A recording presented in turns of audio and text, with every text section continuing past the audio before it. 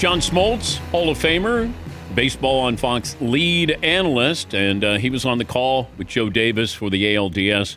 Blue Jays, Yankees in the booth for the Mariners and Jays got underway last night. First pitch tonight, Game 2 from Toronto at, I think, 5:03 Eastern on Fox. Before I get to the baseball, we were just talking about respected bands, great bands that you don't like. And Seton came up with The Who. Fritzy doesn't like Springsteen or Dylan and the Beatles. Marvin, who was your pick? Jimi Hendrix? Paulie? Pink Floyd. Pink Floyd. What about you, John? Respected band that you don't like? You know, I'm not much of a follower of that of bands. You know, I grew up, as you know, playing the accordion. Take it or leave it, Weird Al Yankovic. Okay. You know, I mean, he's would make fun of the accordion. He was brilliant, actually. But I don't know. I hear a lot of people talk about Black Eyed Peas, but I'm not a good guy to really ask when it comes to bands. I don't follow anybody, to be honest. When's the last time you played the accordion? I tried to play it at my daughter's wedding in May. I was gonna. We have a famous chicken dance song that we play every wedding. My daughter did a great job in renting me. She found an accordion. You can't find them anymore, and the key was stuck, so you couldn't play it. So it either saved me, or, but that would have been the last time. It's been a long time. Is that the na na na na na na na na na na na na na na na na? That's the song we kind of grew up on, actually. All right, let's talk baseball here now. You've seen Seattle and the Blue Jays. I was surprised Seattle won that game, considering 15 innings, going cross country, travel issues, and a Toronto team that seemed to be on fire from what happened with the Yankees. What was the big difference, do you think, last night? Well, the big difference was Toronto's offense didn't get on base a lot, and other than the first inning, Bryce Miller had one of the greatest games I think you'll ever see a young man pitch, given the circumstances. Look, this is a hard team to face, and especially at home. We saw the Yankees get absolutely obliterated on great pitching by the Yankees, just made it look like they'd never pitched before. So I was a little bit surprised that Seattle was able to hang in there on adrenaline alone. I've been part of those long 18-inning game, come back, try to play, a day and a half later. It takes its toll. But as I said on the telecast, if they can hang in there, adrenaline gets you through the rest of that game. And Bryce Miller was a batter or two away from this being an ugly game, and it turned into an epic game because he had first pitch home run, then runners on first and second, one out, and that's when the crowd in Toronto and their offense gets going, and they never got another run. I don't think anyone could have predicted that. When do you know to take out a pitcher, if it's just mathematically with pitches? Or, I mean, how much is gut feeling, talking to the catcher, getting a sense of something more than just the analytics say, I got to pull you? Yeah, I think the biggest thing that gets overlooked is the swings the hitters are putting on the pitcher. I don't think they look at it as a direct response. They'll look at analytic spin or velocity, or just basically say third time through, I'm not even going to let him get there. And I think the managers that in this postseason have let their player have a moment is winning the games, meaning pitchers that are going into the eighth inning are winning. Pitchers that get taken out by fourth or fifth inning, you start rolling the dice. And I'll be honest, the Seattle Mariners are here because the greatest pitcher of our generation was only able to go 6 innings. If he goes 7 innings, I don't think you can make an argument that Seattle would be here. So they benefited from all that work that they put in to foul off pitches and get his pitch count up. I was watching that game. I was shocked.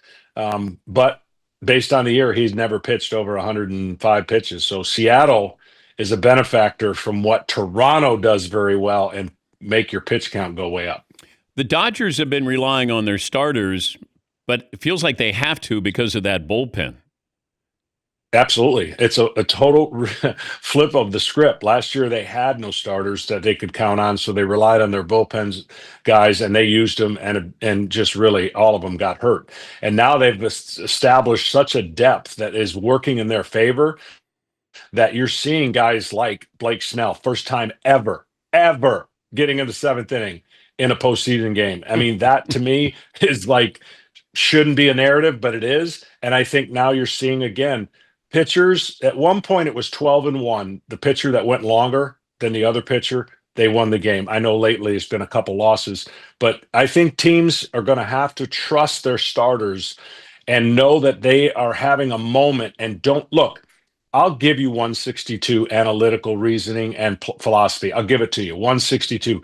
It doesn't apply in a best of five and a best of seven. It doesn't. It's just, it doesn't work that way. And when you don't adhere, when you don't deviate, you're really running the risk of that 162 model not working in a best of seven, because you never know if that one guy is going to be on that exceeds what he would do in the regular season. If you never give him that moment, I think you miss out. What were your thoughts on Dave Roberts leaving Clayton Kershaw in, or having him come back for that next inning? Yeah, I mean, I saw it from afar. I thought that, Clayton Kershaw, what a moment. I just can't even imagine the adrenaline and the rush that he was going through knowing his career's over. And he's had a couple of those weird innings in postseason in his history. It really is hard to explain. But I think for Dave Roberts and everything that he believes and trusts that his team, and that was a 2-0 situation, right? If it's 2-1, I think the things are different. I know you say, oh, it's just one game, but in a short series, that could mean the difference. I think he trusted what his team was capable of doing, even if that didn't go well, and it certainly didn't. And it proved that the next game they were able to handle and get that win. Do you think, like there's certain trends, and we've spoken about this, that you go in and throw as hard as you can for as long as you can, then next man up. That's basically pitching. But when it comes to hitting, are we going to find more teams with their best player leading off with success with Ohtani, Kyle Schwarber? I don't know if you have other teams that come to mind that we're going to hit you right away. I'm going to get more at bats with my guy. And that's where I kind of differ philosophically. 162, I get it. You might get 35 to 40 more at bats than your best player, and that might win you 1 to 2 to 3 baseball games, which could be the difference for some teams. In the postseason, I still don't get that, because now you're not running the same models in a best of 7 series. How many more at bats is Ohtani going to get if it goes 7 versus the second hitter? And is that going to be enough to help him win a game? Now, Ohtani's a freak. Let's leave him alone. He's the leadoff hitter. He can hit for power. He can steal. But let's just talk about Schwarber, not getting him in RBI situations. You look at Toronto and how they're built. Guerrero bats in the 3 spot. It's perfect for him. Imagine if Guerrero, their best hitter, or Bo Bichette, their best hitters, leading off. Now, all of a sudden, in a short series as a pitcher, I have an advantage, I think, over their best hitter, because he's not going to come up with too many times with runners in scoring position. So 162, again, I get it. I've never understood it in a best of 5, but that's the thing they never change. So if you do it the whole regular season, you're going to do it in the postseason. And that's like splitting hairs a little bit for me. But you imagine Barry Bonds today, he would be leading off. Thank you. Thank you. For a guy who gave up 9 home runs, thank you. Lead off home run. I don't care.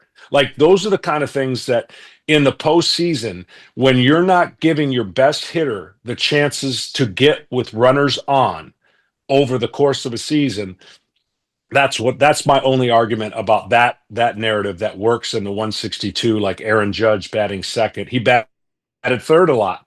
But Aaron Judge is another great example of putting him in a spot to have fear factor for runners on. And I get it. 9 guys, you start your lineup the way you want, and then it never works that way the rest of the game. I understand that. Has anybody ever asked you to autograph a ball that you gave up for a home run? Like the hitter?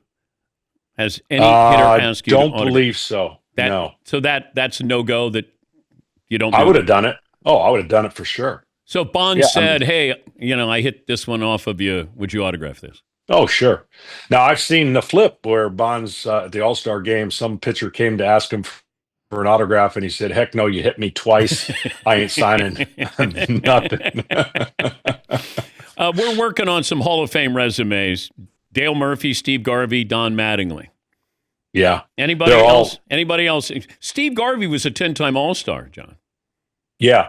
No, Steve Garvey was I mean, when I think of the Dodgers, I think of Steve Garvey when I grew up watching, the 70s and the early 80s. But they're all worthy, and I'm partial, obviously, to Dale Murphy and what he did and how he did it with such bad baseball teams. I mean, that's one thing that people don't take into consideration. Then, of course, you got Andrew Jones coming up, who I think is surefire Hall of Fame player, who's yet to get in. But Don Mattingly is one of the guys that everybody who from New York talks about and how good he was, and if he could have stayed healthier, the numbers he would have put up, he would have thrived in today's era. And that argument goes, I'll argue anybody that the Tony Gwynns, the guys who did not hit for power could have thrived today because they don't swing, from their derriere, and they would get on base a lot more. But they would be swinging differently, John, because they would be brought up differently. Tony Gwynn would be brought up, you got to swing hard. Wade Boggs, Rod Carew. Unfortunately, they would be told, hey, this is what the analytics say. True, unless they have this special gift like an arise. We're seeing a shift. It's slow, but the Toronto Blue Jays and the Milwaukee Brewers are not flukes on why they're here. They put the ball in play. They don't strike out. If you look at the last 25 World Series champions, you're not going to find 3 of them that are in the top 10 in my memory that were leading the league in strikeouts or in top 10 in strikeouts. It's hard to do. I know home runs are king, and I get it. But when you can combine the both, which Toronto does and Milwaukee does, it changes how team plays against you. It changes the narrative of you're going to have to work harder to get Toronto Blue Jays from eliminating them from the series. Yeah, I've been saying that. Put the ball in play, get a walk, take an extra base, steal like all of these different things. And Milwaukee has done that. They don't have star power, but it feels like they're going to always be testing you. And they're not waiting for a big inning. It's just it's death by water torture. It's going to be drip, No doubt. drip, drip, drip, drip. No doubt. And we've already seen a game. And unfortunately, the young, pitcher for Philadelphia, when you put the ball in play, you never know what's going to happen. But when you swing and miss, you know what's going to happen. And it's nothing. And again, 162, they don't care how many strikeouts there are.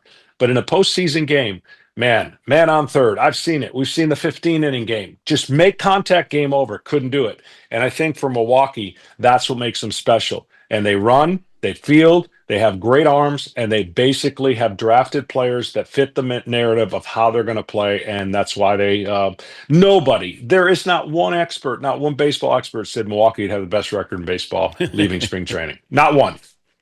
Did you cry at your daughter's wedding? I did not. But I tell you, it was, I had 2 of them this year, so one more coming up in November. But I definitely, if I would have cried if I'd have played the accordion, probably. See, I got 3 daughters. There is no way I can get through this without crying. No way. Well, I've been very fortunate to have some really good son-in-laws, and that helps. And maybe you didn't care about your daughters as much as I care about mine. So you're kind of emotional. Good point. Yeah. You were happy to get them out of the house. I get it. I understand it, John. I understand it. Hey, have fun on the call. Tell Joe we said hello, and thanks for joining us. I will. Thanks, Dan. All right. Thanks. John Smoltz, 1995 World Series champ with the Braves, and, of course, Hall of Famer. First pitch tonight, Game 2 from Toronto, 5:03 Eastern on Fox. We'll take a break. Last call for phone calls, what we learned, what's in store tomorrow. This day in sports history after this.